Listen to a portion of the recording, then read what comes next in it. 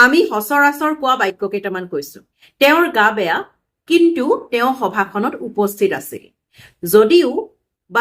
বা তেওঁৰ গা বেয়া তেওঁ সভাখনত উপস্থিত আছিল তেওঁৰ গা বেয়া তথাপিও তেওঁ সভাখনত উপস্থিত আছিল তেওঁৰ অসুস্থতাৰ সত্ত্বেও তেওঁ সভাখনত উপস্থিত আছিল তেওঁ অসুস্থ তৎসত্ত্বেও তেওঁ সভাখনত উপস্থিত আছিল এই যে আমি বাক্যবোৰ কওঁতে কিন্তু যদিও বা তথাপিও সত্ত্বেও এনেধৰণৰ শব্দবোৰ ব্যৱহাৰ কৰিছো বাক্যসমূহ যদি আমি ইংৰাজীত ক'বলগীয়া হয় তেতিয়াহ'লে এই শব্দবোৰৰ ঠাইত আমি কোনবোৰ শব্দ ব্যৱহাৰ কৰিম আজি চাওঁ আহক এনেবোৰ শব্দ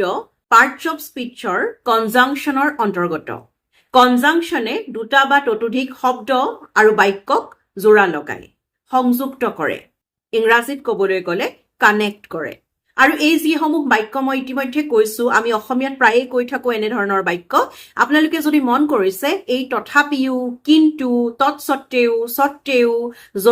যদিও বা এই শব্দসমূহে দুটা বাক্যক জোৰা লগাইছে তেওঁৰ গা বেয়া কিন্তু তেওঁ সভাখনত উপস্থিত আছিল he was sick but he attended the meeting এই বাক্যটো আমি অন্য ধৰণেৰেও ক'ব পাৰো যদিও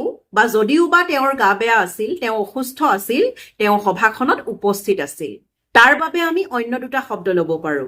though আৰু although